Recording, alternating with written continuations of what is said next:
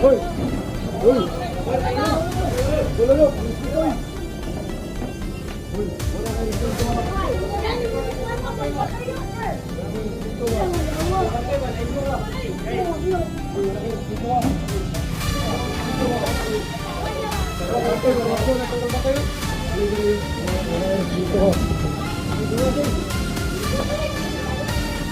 Di ba na magkamali ang sangtulad mo? Ako ay tao lang, di naman at tulad mo.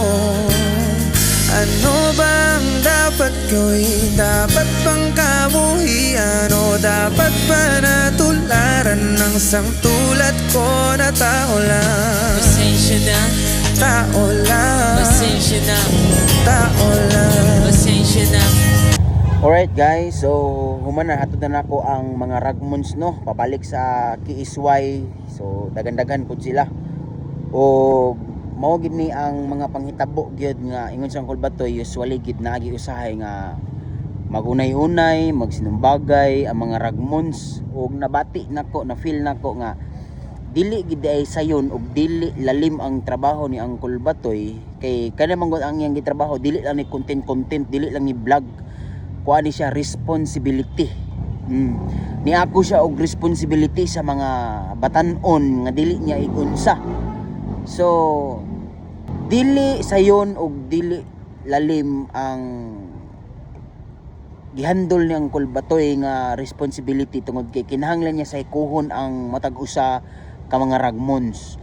No, sa ikuhon niya ang batasan, sination niya ang batasan sa mga ragmons kay kanang samaaning nahitabo karon inyo na kita og nakita nako. First time nako nga ni join sila aning program ng Uncle Batoy nga nagpakaon sila og ragmons. So mo pud niya ang akong naaktuhan karon, mo pud niya ang ako ang naabtan nga naay duha ka ragmons nga nagkainitay ang ilang ulo og nagsinumbaga sila.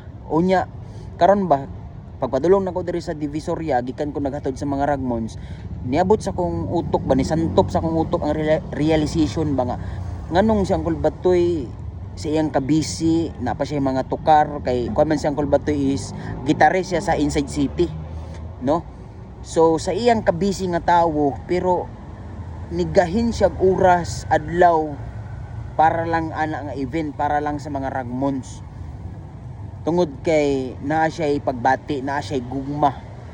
So daghan og responsibility si Uncle Batoy no, og na feel gid nako.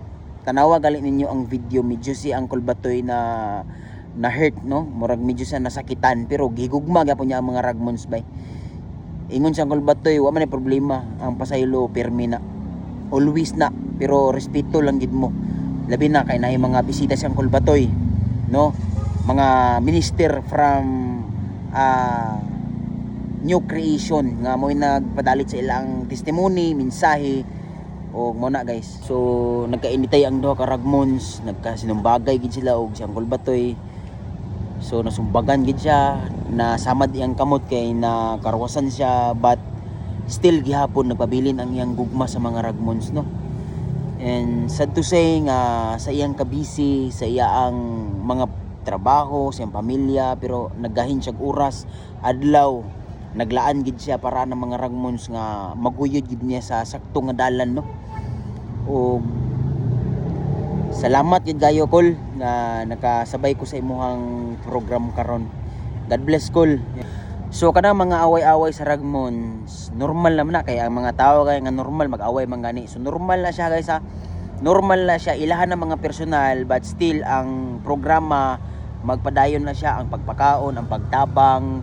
So dili man ginatanan madala gid sa dalan nga sakto no, kaya ang uban ana pas pilion magini nila nga magpabilin sa ila ang nandan. So bisan to og dili na tanan madala, pero at least lang man no, nakahatag ta nila og nga mga maayo nga mga pulong, mga maayo nga butang nga mutatak silang utok nga inigabot na sa panahon nga mo matured na ang ilang utok, moabot na sa panahon nga mo matured na sila, maka remember gyapon na sila nga uy sa una bay kato mga gagmay pata nga rugby ra atong gigunitan na gihapoy mga tao nga maluluyon, malumo. So mo nay trabaho ni Uncle Batoy nga kanang dili sayon. So ako yung nasaksihan yun guys.